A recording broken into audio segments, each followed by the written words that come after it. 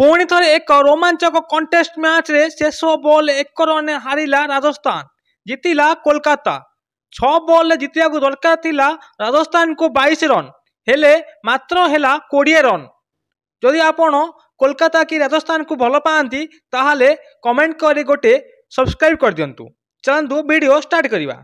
दर्शक बंधु, आज खेला केकेआर राजस्थान मैच रे केकेआर प्रथम बैटिंग करी Gurbaz 35, Sunil Narine 11, Ajinkya Rahane 30, Raghuvanshi 44, Andre Russell 25 ball 57, Rinku Singh 19 run सहायतार केकेआर 20 ओवर 4 विकेट हराई 206 रन करथिला। जवाब राजस्थान वैभव सूर्यवंशी 4 रन करी प्रथम ओवर रे आउट होइतिले। द्वितीय ओवर रे कुणाल सिंह कौनसी रन न करी आउट होइतिले। यशस्वी जयसवाल 21 बॉल 34 रन करी आउट होइतिले। परे परे रियान पराग धुआंधार बैटिंग करथिले। से 45 बॉल 95 रन करथिले। हेले सबुठु बड़ कथा हला आज रियान पराग मोइन अली को 6 बॉल 6 छक्का मारिचंती। यह हेउची आईपीएल एक रेकर्ड। परे परे हेटमायर 29 रन करथिले भी मैच कंटेस्ट होइतिला।